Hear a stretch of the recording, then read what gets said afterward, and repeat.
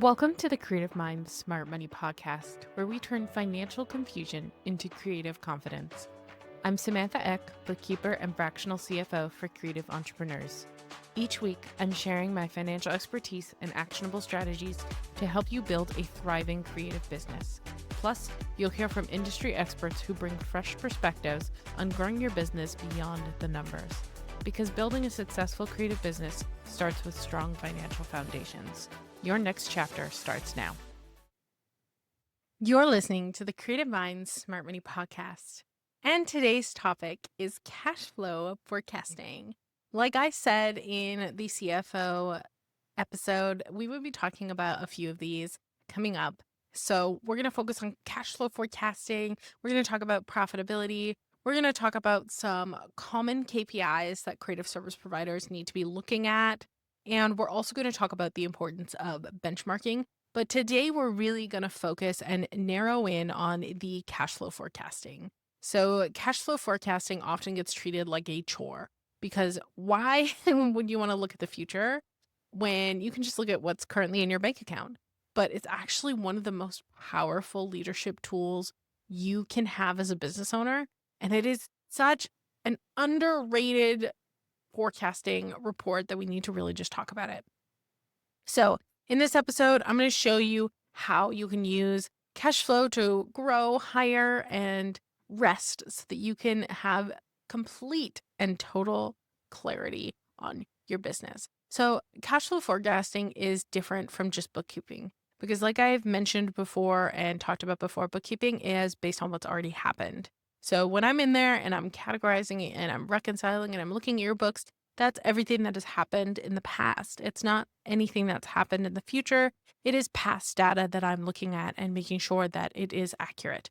Now, that's not to say that bookkeeping is not important. We need that past data. We need your bookkeeping to be up to date in order to get you these critical financial strategies and forecasts that we need to look at. So forecasting, when we think about it, it's what's about to happen, like what's going to go on in our business. So it shows you how much cash you'll have on hand on a week by week, a month by month basis based on your income you know to expect and the expenses that you know are going to come in.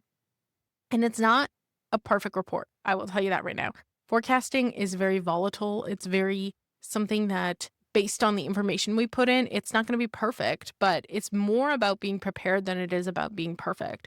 We want to utilize the data to kind of see if we can plan around it. And of course, the easiest way to have some sort of cash flow forecast is if you have monthly recurring revenue. If you have variable revenue, it's a little bit harder, but that's when we really lean on that historical data, like I was saying. So you want to have good books and good historical data in order to really utilize a forecast or a cash flow forecast. So you might be wondering, okay, that's great, but why is a forecast so critical for growth? I talked about this a lot in the last episode, but a forecast is really critical because it's going to help you determine if you can hire right now, if you need to delay an investment, or if you have enough to pay yourself. And I want to just really narrow in on those right now. If you were saying, okay, I want to hire a new account manager for my business. I know they're going to cost an extra $700 a month. Can I afford that? And we punch that into your forecast and we say, okay, how is $700 a month going to impact your business over the next 5-6 months? And we see that you can hire them this month, but next month, you have a client leaving, your income is immediately going to drop. We know that maybe it's not the right time to hire right now, A, or B, we know that you need to get another client before you can feel fully confident in being able to hire right now. Same thing with the investments. If you're looking at that and you're saying, I want to purchase a $5,000 educational course so that I can grow my business because I feel like this is going to be so valuable, it'll just help you determine if you need to delay it. Because again, not necessarily delay it, or if you need to have more clients. If you're like, okay, I need one more client before I can buy this month, and then I will feel comfortable. Or if you're like, okay, you know what? I have some expenses dropping off in the next couple months. I'm going to wait a couple months to get it. And also analyzing and saying, okay, I know I need to pay myself $5,000. I'm going to predict that across the next few months. So if I'm making sure that I'm paying myself $5,000, how much do I have left over? That's why it's so critical to being able to grow your business, because you're going to have all of that data at your hands and being able to actually understand if you can hire, if you can invest, if you can pay yourself. So a forecast just lets you respond early instead of reacting late. Because of course, again, if you're looking at 6 months from now and you're like, yeah, just as an example, you're like, I'm going to hire a bookkeeper, and we put that in your forecast and we see that $500 a month or $1,000 a month is fine for right now. But in 6 months, when you have some clients who you're not sure if they're going to renew or not, that income is going to be down. Now you can say, okay, well, what do I need to do to make sure that in 6 months I can keep this bookkeeper? Because now you're going to know exactly what's coming and how you can prevent it. Okay, so now we've kind of talked about it. I want to talk about what a good forecast includes. I'm not going to teach you how to make a forecast. That's really hard on a podcast. That's really hard to actually explain and go through. But I really want to talk about what a good forecast includes, so that maybe you can kind of help. I can help you piece together some form of forecast so that you can do something yourself. So the first thing you're going to need is your starting cash balance. And before you're like, okay, I'm going to put in the $5,000 I earned last month. No, we don't do that. Your starting cash balance is the money that you have in the bank right now. So if you have $3,000 in the bank, that is your starting cash balance, not the income you have coming in, not the income that you had from last month. It is the money that is in your bank account today. That is your starting cash balance. The next thing is your expected income. So anything from your contracts. So maybe you have an outstanding contract or a payment plan from your retainers. If you're a social media manager and you have clients that have retainers, from any launches that you might be launching this month. Maybe you're launching a new course and you expect to make $30,000 from that course over the course of the month. Again, that's expected income. And then, of course, any sort of other launches that you might be launching. Maybe you're launching a new service. Whatever income you think that you might be making in the next month, the month after, usually we try and predict a set amount with a percentage increase based on either historical data or what you think is going to happen. So for example, if I'm using myself as an example, I try and onboard 5 clients a month that average between $500 and $1,500 in retainers. So if I cut that in half and say, okay, the average client is going to be, $750, that's a 30% increase. So I'm expecting to grow 30% every month if I got all 5 clients. So I'm putting that data into a forecast and saying, okay, how do I get there? I need to get all 5 of these clients. I need to be around this much. And that just helps me to predict that. Then you have your fixed expenses. So your fixed non-negotiable expenses are things like payroll, software subscriptions that you need for your business, and then things like rent for your building, not rent for your own personal needs, rent for your business. Non-negotiable expenses or fixed expenses are things that your business needs to survive and are a consistent price every month. So a Google subscription, for example, for Google Workspace is $12.79 for one user. That is consistent across every month. That's a fixed expense. Then you also have your variable or seasonal costs, or what I like to call your variable expenses. So this is things like ad spend, things like maybe you have a contractor who works variable months. Maybe you have a contractor who works variable hours. That is kind of like a variable cost. Whatever you have that is not a set cost is a variable or seasonal cost.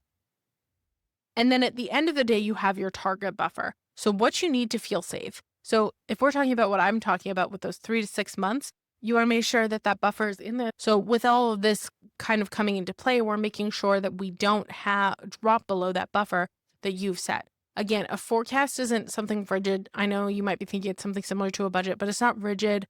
It's responsive, and we're going to update it like it's a living document. So as the month goes on, we make sure that it's consistently updated so that it's consistently accurate. It helps us to know, okay, so if I send my clients a monthly or a weekly update, I can say, okay, based on the expenses that we've had so far this month, we're expected to hit a negative this month. So that client knows one of two things. Either they need to draw back on expenses, they need to hold back expenses, or they need to increase their revenue so that they don't hit that negative month. So it just gives you that kind of like responsiveness that you need in a business to survive. So now that we know the basics of a good forecast, we know what one is. What changes when you start forecasting? Because you're like, okay, Samantha, but why does this even matter? Like, how is it going to impact me? Of course, when we start forecasting, hiring stops being such a big leap because it's logical. You know, if you can afford to hire, you know how much you can afford to hire someone for. And if that's not a price that you want to hire someone for, you want to hire them for more, you know that you either need to have more clients or better paying clients or whatever that is. You stop underpaying yourself as a just in case, because now again you're accounted for in your forecast. You know that you need to pay yourself $5,000, $9,000 a month, whatever it is, and there's no more just in case because that's in your forecast. You know that you could afford to pay yourself $9,000 and that you'll still have $5,000 left over at the end of the month unless you change something. And then, of course, you can align things like launches, price changes, or investments with your actual financial readiness. You know that uncertainty is now a strategy, and it's going to be a gift to your bank account and to your nervous system because you know what's coming. You know you can do things. You know you have a launch coming up in July. You know that you can plan some bigger expenses around them because your launch is probably going to be successful based on previous launches.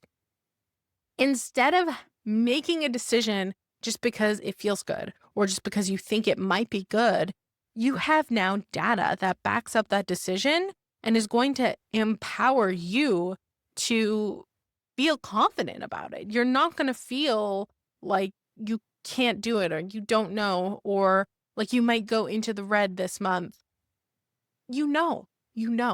And it's so powerful. And I want that for you. I want that powerful strategy for you, which is exactly why I'm talking about these things. So you might be thinking, okay, so I'm doing a cash flow forecast, but I just don't understand it.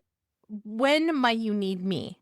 When might you need a fractional CFO or someone to kind of step in and give you some sort of advice? We've talked about it before. CFO strategy and everything like that is for every level of business. It's not just for small business or big businesses. It's for all types of businesses. So you can buy a template online. There's tons of templates with cash flow forecasts, things like that.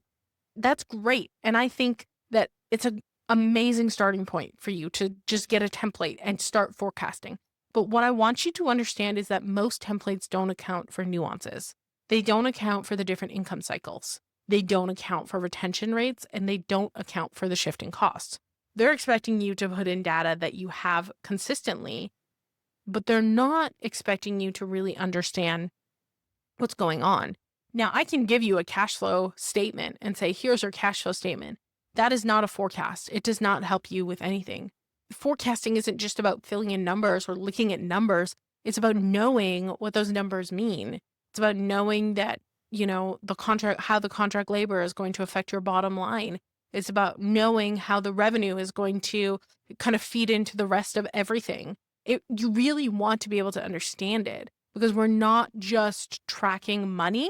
We're really focusing on creating a narrative of where the business is going and how you're getting there. So if you're like, okay, I feel like I'm not getting that out of a cash flow like analysis or a cash flow forecast, then that's when you definitely need someone to come in and kind of help you with that. And I'm totally open for discovery calls or to chat about this. Cash flow forecasting is a completely separate add-on, so you can get it at any stage. If you are in my lowest package to my highest package, I don't usually offer it to people I don't do bookkeeping for because in order to forecast appropriately, I need to know your numbers. So I can do it, but it might not be as accurate as if I was doing your bookkeeping. So if you enjoyed this episode, please like it, comment, share it with a friend. And as always, get out there on social media, share this podcast so that people can find it like you and really learn more about their business and their finances and really grow appropriately, grow their business to newer heights and different places. If you want to hear a new topic, make sure to fill out the form in the description box below. And as always, there will not be any more guests as of the end of this year. So make sure that you guys are filling out any topics you want to hear from me so that I can chat your ears off like I have been. Otherwise, I wish you the best week ever. We will see you next week. Farewell, fellow travelers.